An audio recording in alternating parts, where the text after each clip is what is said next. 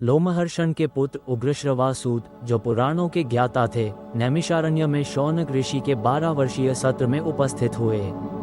उन्होंने वहां संचितव्रती ब्रह्मर्षियों को देखा और विनयपूर्वक प्रणाम किया। सूत नंदन के आश्रम पहुंचने पर नैमिषारण्य में रहने वाले तपस्वियों ने उनसे अद्भुत कथाएं सुनने के लिए चारों ओर से घेर लिया। उन्होंने सभी मुनियों को प्रणाम किया और उनकी तपस्या की वृद्धि के बारे में पूछा, जिसका उन्होंने अभिनंदन किया। जब सभी तपस्वी बैठ गए तो लोमहर्षणी ने विनयपूर्वक निर्दिष्ट आसन ग्रहण किया।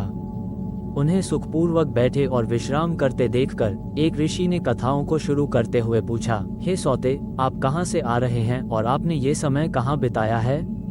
हे कमल नेत्रों वाले, मुझे बताएं। सूत ने उत्तर दिया, मैं राजा जन्मेजय के सर्प सत्र में राजा परीक्षित के पास था। वहां मैंने कृष्णद्वैपायन द्वारा कही गई पवित्र कथाएं सुनी, जिन्हें वैशंपायन ने भी विधिपूर्वक सुनाया था। उन अद्भुत अर्थों वाली महाभारत से संबंधित कथाओं को सुनकर मैं बहुत से तीर्थों और आयतनों में घूमा। फिर मैं समंतपंचक नामक पवित्र स्थान पर गया, जहां प्राचीन काल में पांडवों और कौरवों का युद्ध हुआ था। मैं आप सभी के दर्शन करने के लिए आया हूं, क्योंकि आप सभी ब्रह्म स्वरूप हैं। इस यज्ञ में, हे महाभाग, आप सूर्य और अग्नि के समान तेजस्वी हैं। आपने अभिषेक किया है, आप पवित्र हैं, आपने जप किया है और अग्नि में आहुति दी है। हे द्विजों, मैं क्या कहूँ? क्या मैं पुराणों से संबंधित पवित्र कथाएं सुनाऊं, या धर्म से संबंधित, या राजाओं और महात्मा ऋषियों के इतिहास के बारे में बताऊं?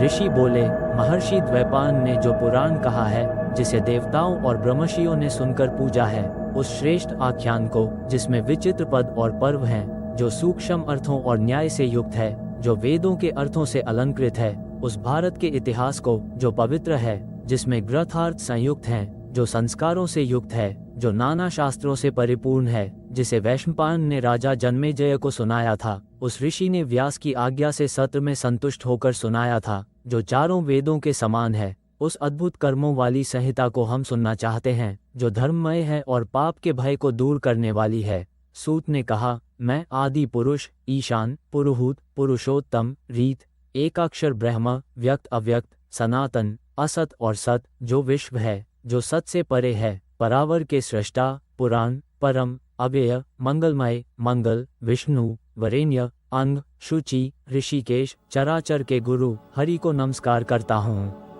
मैं महर्षि व्यास के संपूर्ण मत को कहूँगा, जिनकी यहाँ सभी लोकों में पूजा होती है, जो अमित तेजस्वी हैं। कुछ कवियों ने इसे कहा है, कुछ वर्तमान में कह रहे हैं और कुछ भविष्य में इस इतिहास को कहेंगे। ये तीनों लोकों में महान ज्ञान प्रतिष्ठित है, जिसे द्विज, विस्तार और संक्षेप में धारण करते हैं। ये शुभ शब्दों से अलंकृत है, दिव्य और मानवीय समयों से युक्त है, विविध छंदों और वृत्तों से अन्वित है, जो विद्वानों को प्रिय है। इस निष्प्रभ, निरालोक, सर्वत्र अंधकार से ढके हुए एक महान अंडा उत्पन्न हुआ, जो प्रजाओं का अक्षय बीज था। युग के आदि में इसे महान दिव्य निमित्त कहा जाता है, जिसमें सत्य, ज्योति और सनातन ब्रह्म सुना जाता है। यह अद्भुत, अचित्य और सर्वत्र समान है, अव्यक्त, कारण, सूक्ष्म, जो सत असत स्वरूप है, जिससे पितामह, प्रभु, प्रजापति, ब्रह्मा, सुरगुरु, स्थानु, मनु और परमेष्ठी उत्पन्न हुए। फिर प्राचेतस और दक्ष के 7 पुत्र, फिर प्रजाओं के 21 पति उत्पन्न हुए। पुरुष, जो अप्रमेय आत्मा है, जिसे सभी ऋषि जानते हैं, विश्वेदेव, आदित्य, वसु, अश्विनी कुमार, यक्ष, साध्य, पिशाच, गुहक, पितर, फिर विद्वान, शिष्ट, निर्मल ब्रह्मर्षि उत्पन्न हुए। राजर्षि भी बहुत से गुणों से युक्त उत्पन्न हुए। जल, आकाश, पृथ्वी, वायु, अंतरिक्ष, दिशाएं, संवत्सर, ऋतुएं, मास, पक्ष, दिन, रात, क्रम से, और जो कुछ भी है, वह सब लोक साक्षी रूप में उत्पन्न हुआ।